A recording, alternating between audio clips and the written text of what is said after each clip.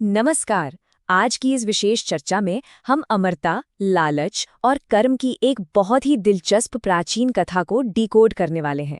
अक्सर हम अमर होने की कहानियां सुनते हैं ना, लेकिन आज हम जिस कहानी का लॉजिकल तरीके से विश्लेषण करेंगे वो महज कोई पुराना किस्सा नहीं है।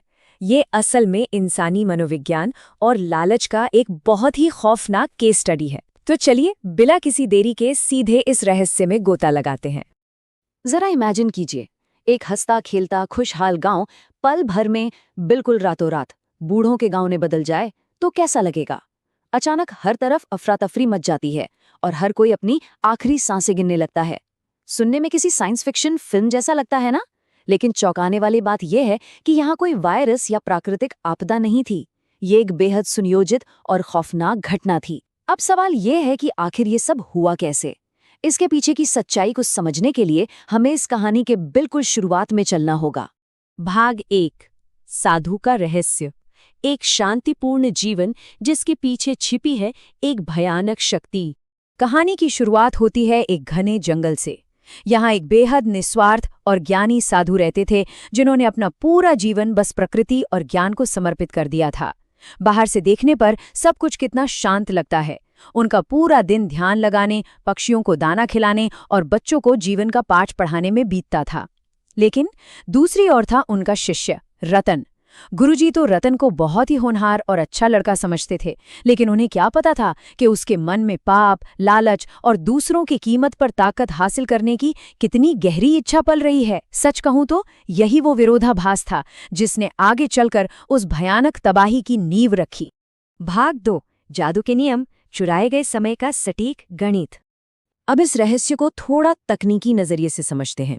साधु के पास जो रहस्य था वो कोई आम जादू टोना नहीं था।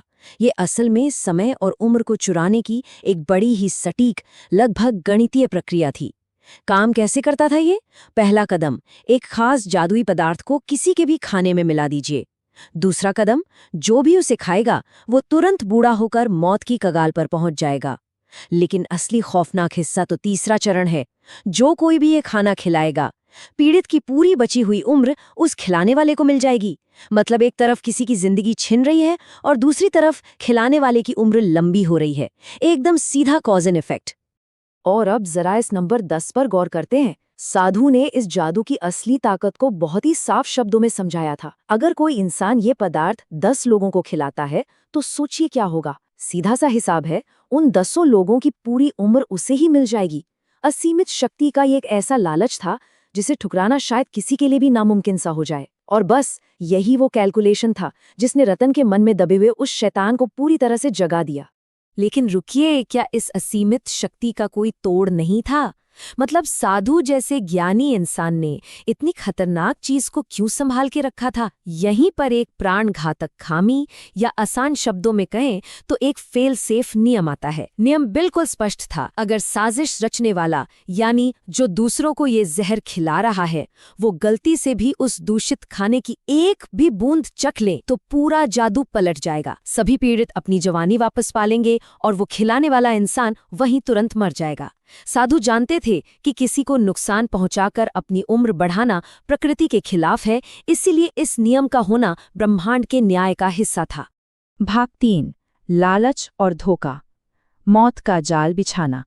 जब सामने असीमित शक्ति का लालच होना तो अक्सर वफादारी घुटने टेक ही देती है।